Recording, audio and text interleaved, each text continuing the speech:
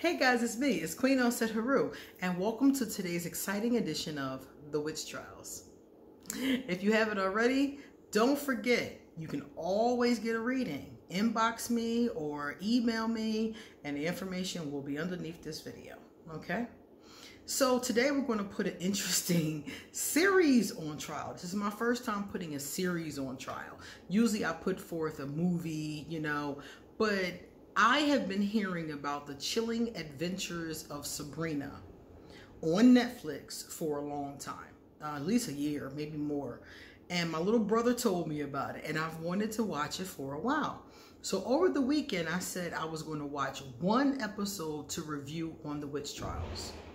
Well, one episode led to me watching the entire 3 seasons. I binge watched Sabrina for the whole weekend. So I wanted to tell you guys my thoughts about Sabrina. So because of the fact that there's a lot, I got a lot of notes. I took so many notes. Today what I'm going to do is I'm going to talk to you guys about a summary of what it's about, a quick summary, and I'm going to talk to you about my vices. If the video is going too long, I'm going to stop it and then do the virtues and my rating in a separate video, the one for next week. So right now, more than likely, we'll get to the summary and the vices, and we might get done and we might not, okay? All right, so the chilling adventures of Sabrina. Let me give you a summary of what's going on in this series.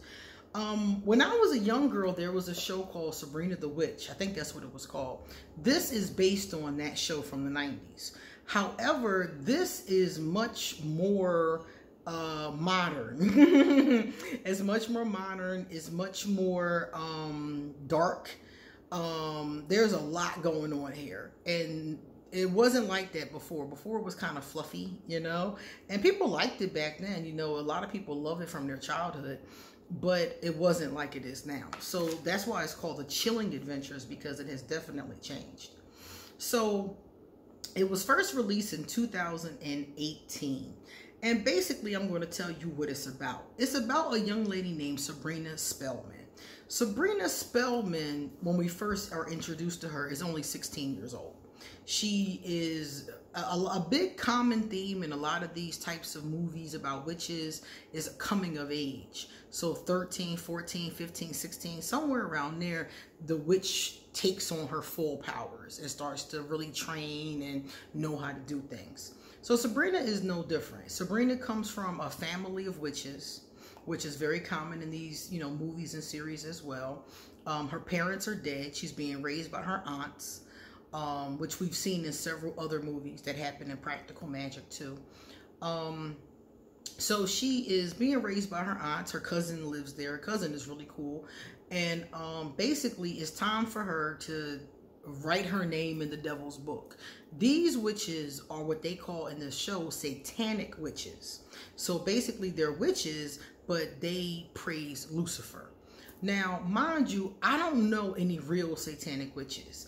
I don't know if they exist or not. I've never met any. They could. I've seen books. I've seen things online. I don't know any though. So when I talk about witchcraft, I talk about it from the pagan standpoint, from the different cultures, but I don't know much about this one. So I don't know if this is total fiction. I don't know.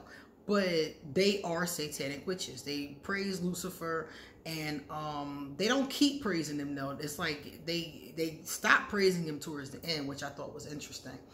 But anyway, so they are doing that. And let me see. So she's just turned 16 years old. It's time for what they call her black baptism. And the bottom line is that Sabrina isn't certain if she wants to sign the devil's book. She's not certain if she wants to do that. Sabrina is half mortal, so she thinks, and half witch. So she's a special witch, because most of the witches are just straight witches. They're just 100% witch. And then you have the mortals who are 100% mortal. So Sabrina is thought to be a combination of both. So when you first see it, that's her dilemma. She's trying to decide what she wants to do, because in her world, if she takes her Black Sabbath, she has to leave behind all her friends and her high school and everything that she knew in the mortal world and go to completely towards the witchy world. And she has a boyfriend and she has 2 really close friends and doesn't want to do that. So throughout the rest of the series, we get to see her struggling with if she wants to do that. She gets in all kinds of trouble. The devil really wants her to sign his book because he knows some secrets about her. And he knows how powerful she's going to be one day. So he wants to harness that, energy for himself. He wants her to be his queen, we find out later.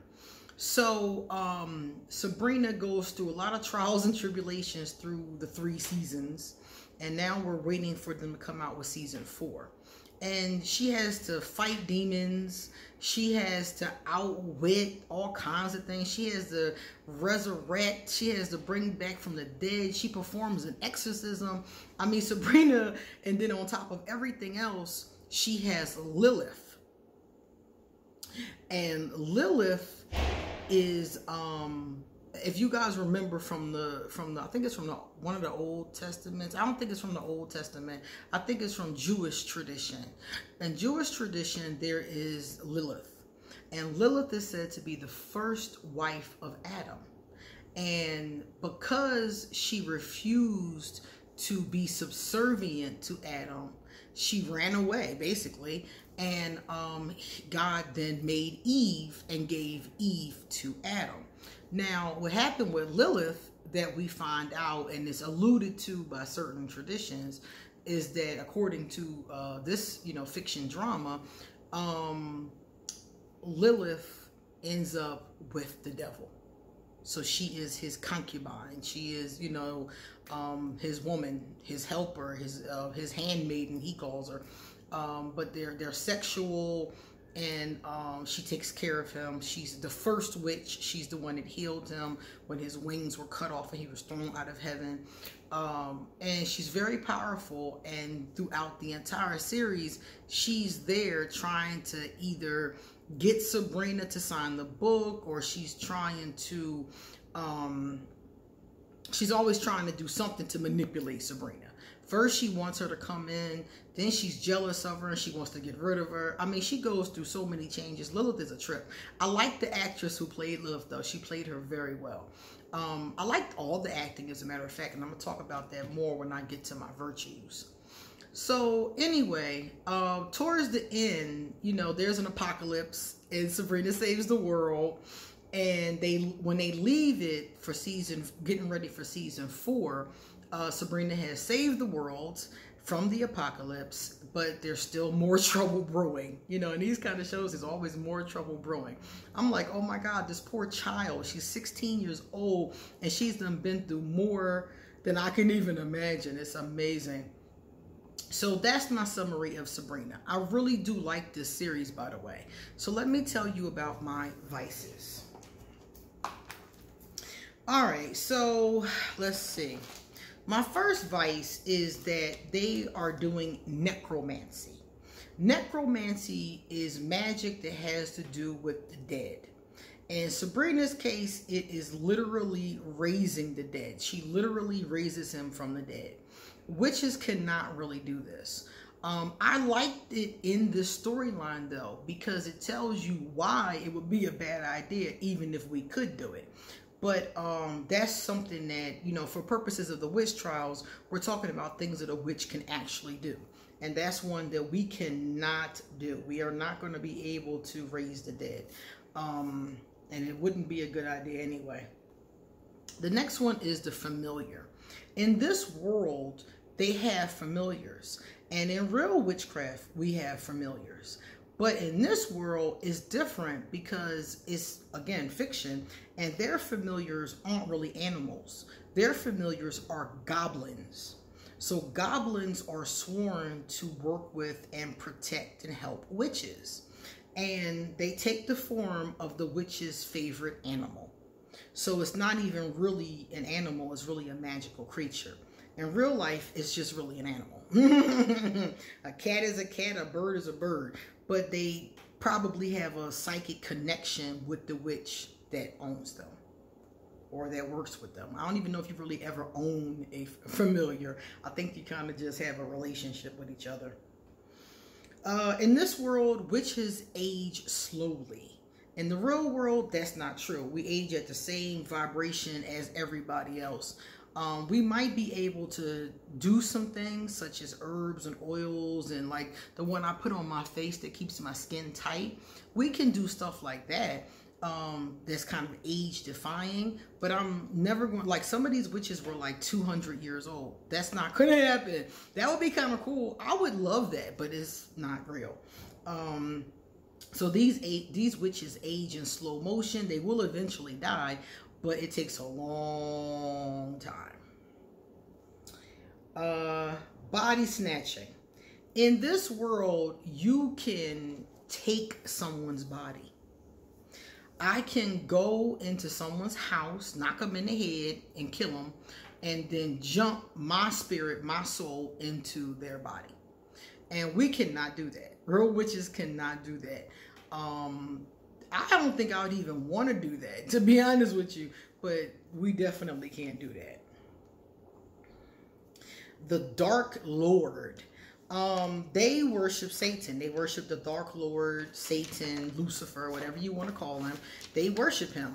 And in the traditional paganism that I am familiar with, there is no devil. The devil is a Christian term. The devil is something the Christians made up. Now, if there's a group of satanic witches, then yeah, because I have heard that there are Satanists. So maybe some of the Satanists are witches. So then I would say, yeah. But in general, people think that all witches worship the devil, and the majority of us don't. I would assume, unless you are a satanic witch, you probably have no kind of dealings with the devil. The devil is a Christian, you know, imagine, I was going to say a Christian, it's a, what is it? A Christian creation, we'll call it. That is something that they believe in. We believe that there is bad energy, lots of bad vibration, but we don't have like a devil per se. And most of the things you hear about the devil are from Puritans and stuff that people made up, but it's not true. I've never worshiped the devil. I've never even considered the devil, known the devil, called him on speed dial, none of that, you know, so that's absolutely not true. So part of this was signing your name in the devil's book, the Dark Lord's book. Now, again, this actually was something that came up during the witch trials. They accused witches, they accused women, I'm going to say, and men of being witches. And one of the things that they said was that a witch wrote their name in the devil's book. This is something that Christians made up too. I don't know anybody who ever said they met the devil in the woods and signed his book and became a witch. No, that's something that Christians made up, and it's been pretty prevalent. It's a lot of things in this series. They take a lot from history, and a lot of things in this series are things that were made up during the time of the witch trials. So they were never true, and they're not true now. Now, do satanic witches write their name in the devil's book? If they wanted to adopt this from the 1600s, I guess they could, but this was based on a lie. Witch hunters. In this world, there are people called witch hunters. I've seen witch hunters on a number of different shows. It's a very popular concept. During, again, the burning times, which was during, you know, the witch trials, the witch hunts, I'll call them, you did have witch hunters. They weren't as, you know, they weren't like the ones, you know, I've seen. Some of them have been soldiers. These witch hunters did go out and look for witches and, you know, look for people to condemn. But now in modern times, if there are witch hunters, they're quiet about it because I've definitely never heard of them. The witch council. In this world, there is a council that rules over the witches. And all witches are underneath, unless they go rogue, If they want to be in a coven, they have to abide by the rules of the witch council. No matter where your coven is, no matter what city, state, or country, you have to abide by the rules. And some of the witches choose not to, so they go off and do their own thing.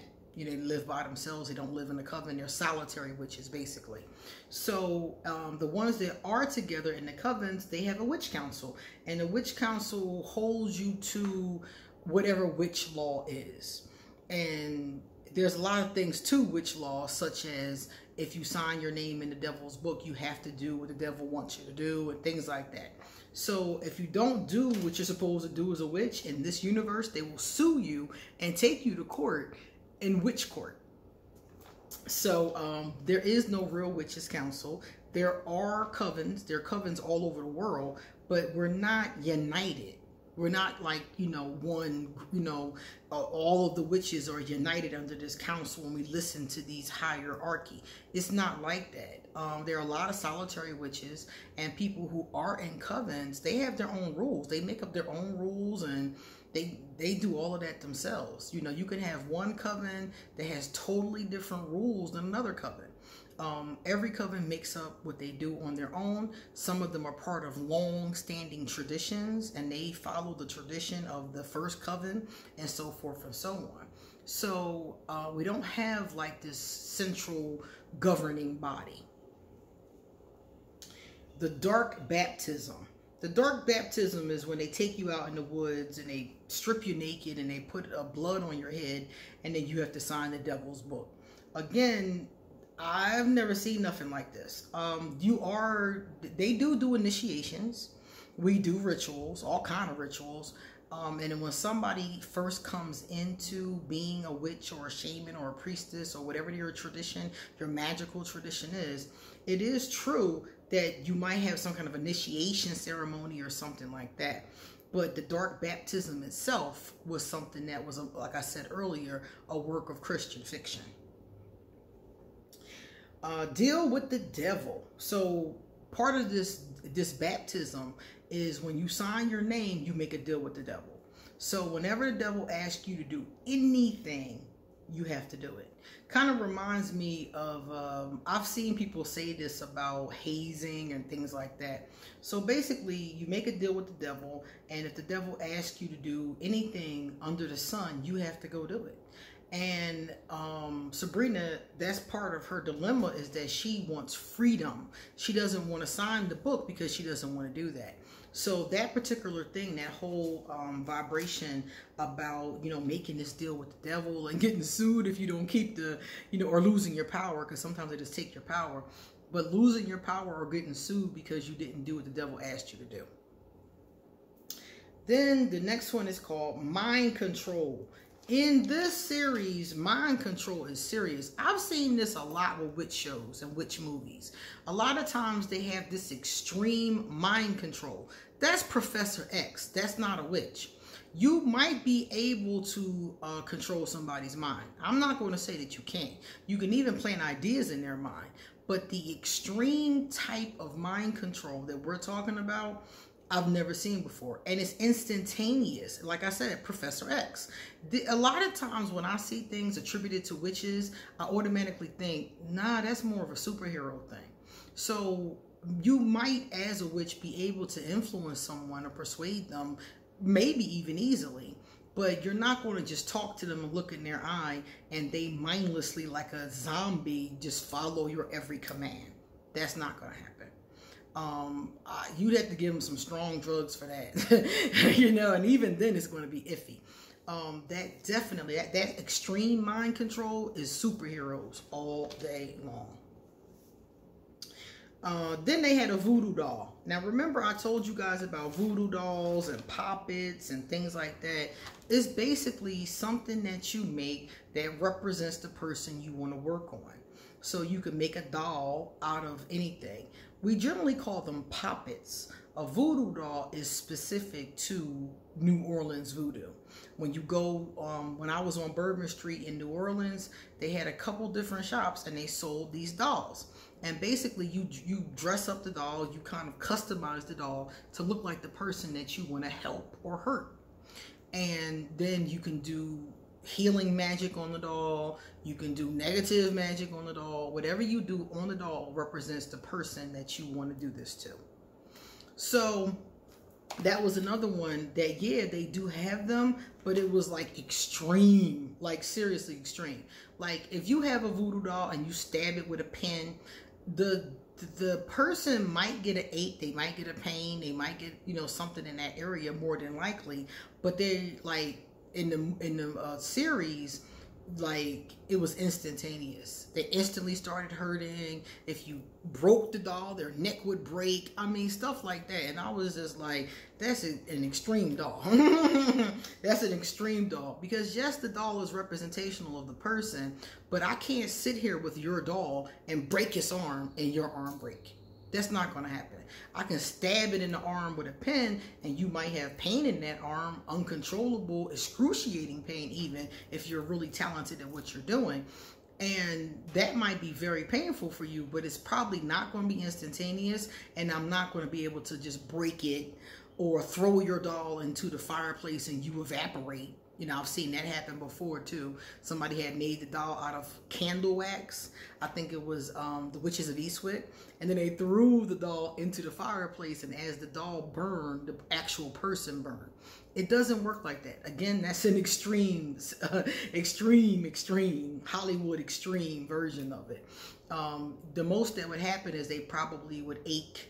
It depends. You probably could hurt them pretty badly like that, but it's not going to be like instantaneous the way it is in the movies and the way it is in Sabrina's series.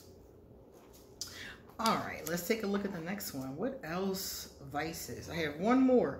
Teleportation. Now, those of you who watched the witch trials for a long time, you're going to notice that some of these are repeats. You're going to notice that I have already talked to you guys about some of these. And teleportation is one that we've talked about a lot, because a lot of witch movies have teleportation. Witches cannot teleport. We can astral project, so we can be like in a different place, spiritually speaking. Like, for example, you might see your witch friend and be like, I know I saw her in my dream, or I know I saw her on my block, or I know I saw her. And you really didn't see her physically, you saw her astral projection. Now, that's something that you can Google and learn more about. That's true. But I'm not going to be able to teleport to your bedroom and then teleport back to my house and teleport to the wilderness and then teleport back to the restaurant. We can't teleport. I wish we could though, because I would like that trick. All right, now I'm going to tell you the things that I liked about this show. Number one, this show is really good. The 16th birthday thing I told you guys about, very common rite of passage. So I like the way it starts off with Sabrina becoming a woman. She's not quite a woman yet, and she's even a virgin, and they make a point of telling you that she's a virgin over and over again. But she's coming into her womanhood, and I like the way that they started it off with that. They start off a lot of witch movies with that rite of passage. So they do actually cast some spells, and they cast them in Latin, it sounds like, mostly, but also in English. And we really do cast spells that way. Sometimes they rhyme, and a lot of these spells in Sabrina do rhyme. Then witchcraft running in families. Her father is the witch in their family, and his sisters are witches, and I assume their mom must have been a witch. Now, in a lot of magical traditions, it runs through the family. Your grandmother will teach your mother will teach you, so forth and so on. So in a lot of traditions, it is true that it runs through the family. Also, the gift of sight, the psychic abilities, those kind of things have a tendency to go through families as well. And many witches have those abilities. So that made a lot of sense to me. That's very true. I saw some other things that we use frequently. They had herbs, and we always making stuff with herbs, oils, potions, stuff like that. They were making all kind of stuff in this show. Candles, doing candle magic. I saw bells, and this is all stuff that we actually do use in craft. So I thought that was really cool. not just candles lit and, you know, around, which we do as well, but also candle magic. She was carving, and that's what we do. We carve into a candle, and then you carve your name, you carve the date, you carve the intentions, and then you light the candle. So I saw her doing that too, and I was like, yeah, that's really cool. So they had a lot of stuff in there that we actually do. Summoning spells. I have seen people summon things, summon all kind of things. I mean, really, you can summon anything that you want. I have talked to people or seen people summon things or talked to them about summoning things. I don't tend to do summoning spells. I tend to call forth energies like in prayer or in the astral plane, but it's not really like me to summon something. Some people do that though. It's just not my thing. Then they had omens. A lot of witches know popular omens. These are things that will happen, and we all know, like, that's a sign. That's a sign that something is coming forward. In Sabrina, they had the bat flying through the window, and they had a frog in their shoe. So these are signs. If you find a frog in your shoe or a bat flies through your window, these are signs of something to come. And we have similar omens. Maybe not those two. I've never heard those two, but similar ones. Full witch versus the half witch. I thought this was really funny because I've seen this a lot in different things. Even in Harry Potter, you see the full blood versus the not full blood. And in Sabrina's world, we have the same thing going on. The full witches are born witches. Their mothers and their father usually is a witch, and they are born 100% witch. If you are born to a mortal father or mother, you are a half witch. So I thought it was interesting how they talked about that whole thing and how that comes up a lot. As far as, you know, we're concerned in the real world, are you a full witch or a half witch doesn't really come up as much. But I like that aspect because it's very common in conversations about witchcraft. Casting spells in the woods. Yes, I've cast many spells in the woods. The woods is a great place to cast spells because, number one, you're by yourself. I think that's what makes a lot of people like it. Witches love being outside. Witches love the outdoors, most of us anyway. We love the water. We love the wilderness. So it makes a lot of sense to cast spells, do rituals where nobody's going to bother you and out in nature. It's the best place to cast spells, out in nature. All right, let's see the next one. Water spells. Water spells. Okay, so at one point, Sabrina does a water spell, and I was like screaming when I saw her do it because I've done this same spell. A water spell is when you get in the shower and you say the magic words to wash off a hex. And another thing we saw in this series is people will put a curse on you. They'll put a hex on you, which is basically just them sending bad energy to you. And Sabrina did a spell to wash away the bad energy, and I had to smile because it's one that I know. So it's a real, actual spell that she did in the show. So that's what I liked about a lot of this, is that she did things that we actually do a lot. Casting curses. Some people will cast curses. I'm not one of those people, but some people do cast curses. And like I said, it's just basically them throwing bad energy at you. So that's very accurate as well. Using blood or other fluids in spells. Very true as well. Blood, saliva, breast milk, semen, all these kind of things can be used in a spell.